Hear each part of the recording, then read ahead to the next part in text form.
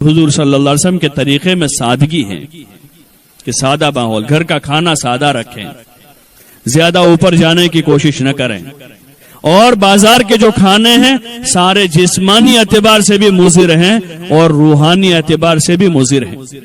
گھر میں پکے گا تو نماز پڑھنے والی، قرآن پڑھنے والی، ذکر کرنے والی خاتون کھانا بنا رہی ہے، اس کا اثر کچھ الگ ہوگا۔ ہوٹل میں پکا ہوا کھانا ہے، کون پکا رہا ہے؟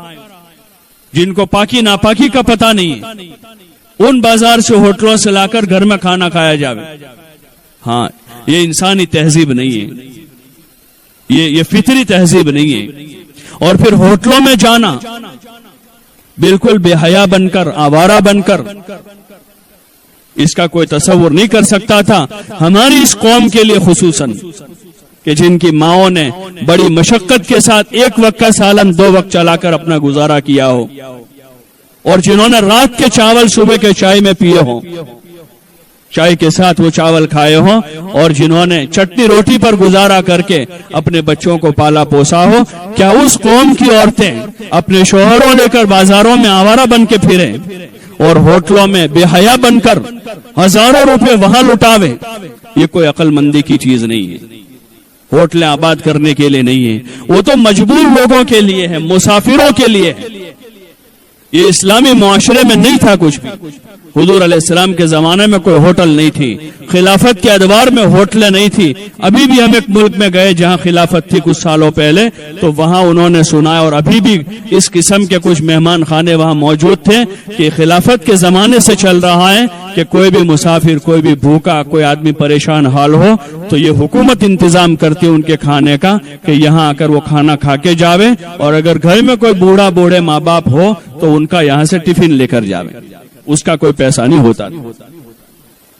اور اب یہ عیاشی کے اڈے بن گئے، خواہشات پورے کرنے کے لوگ وہاں جا رہے ہیں۔ ہم اس کا ذریعہ نہ بنے۔ اللہ کے لیے اللہ سے شرم کریں، اللہ سے۔ کوئی نہیں دیکھ رہا، اللہ دیکھ رہا۔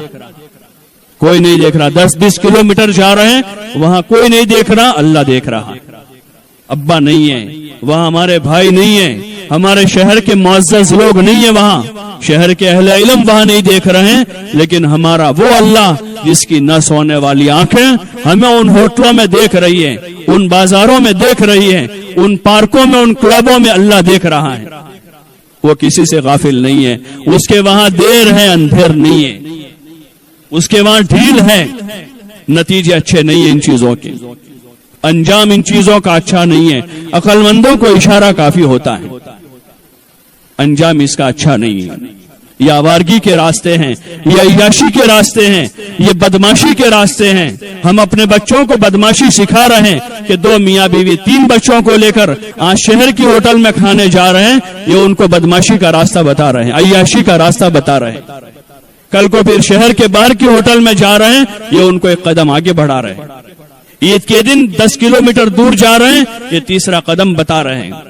اور پھر اپنے بچوں کے ساتھ، فیملیوں کے ساتھ ٹور پر جانا اور ہزاروں روپے برباد کرنا، یہ عقل مندی نہیں ہے۔ ایک زمانے میں میاں بیوی شادی کے بعد جاتے تھے، وہ اپنے رشتہ داروں کے پاس بیوی کا تعارف کرانا جاتے تھے کہ یہ میری بیوی ہیں۔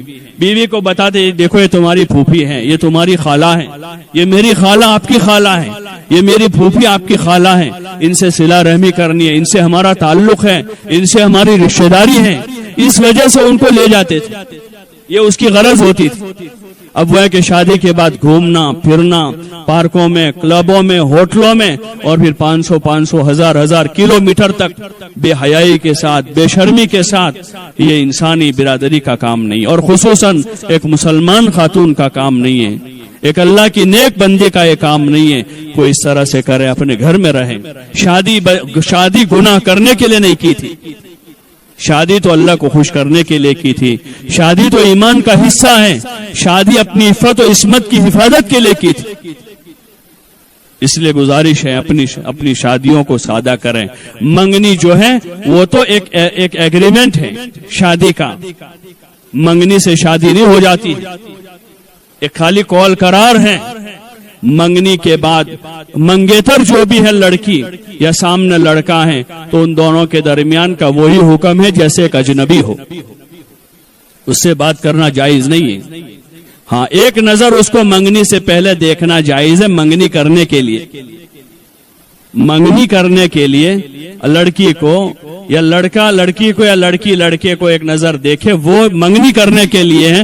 اب منگنی ہو گئے، اب ختم، اب وہ ایک دوسروں کو دیکھ نہیں سکتے جب تک نکاح نہ ہو جائے، بات نہیں کر سکتے، وہ نہ دیکھ سکتے ہیں نہ بات کر سکتے، یہ شریعت کا حکم ہے، حرام ہے ان کا ملنا۔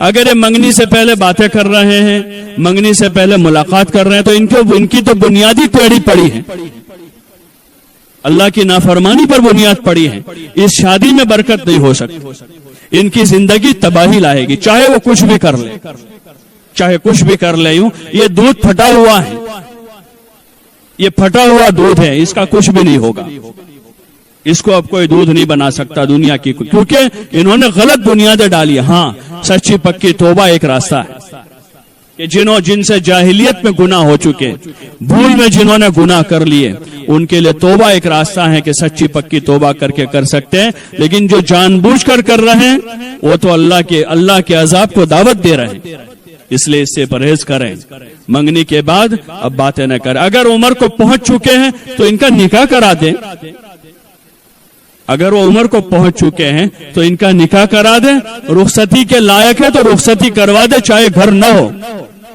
کرائے کا مکان لے لیں۔ اکثر ہماری جو ابھی ماں بہنیں بیٹھی ہیں، ان میں سے اکثر وہ ہوگی جنہوں نے کرائے کے کمروں میں اپنی زندگیاں گزاری ہے، یا گھر کے اوپر کے چھوٹے چھوٹے کمروں میں اپنے 5-10 سال گزارے ہیں۔ کرائے کے کمرے میں ان کو رخصت کر دیں، رخصتی کرنے کے لیے اگر مہر کا انتظام نہیں، مہر کو ادھار کر دیں، جب شادیاں سادی ہوگی یہ ساری چیزیں آسان ہو جائے گی۔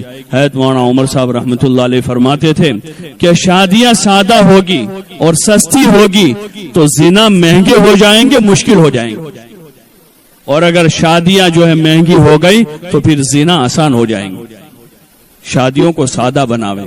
ہاں یہ جو تکلفات ہیں، مہنگے مہنگے کپڑے ہیں اور مہنگی مہنگی چیزیں ہیں اور 50-50 ہزار کا فرنیچر، عقل ماری گئی ہے، عقل ماری گئی ہے، جس بیڈ پر رات کو 6-7 گھنٹے سونا ہے، کیا وہ 50,000 روپے کا ہوگا؟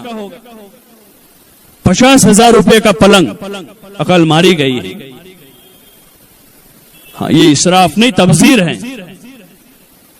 اور اس سے اوپر کی چیز ہے۔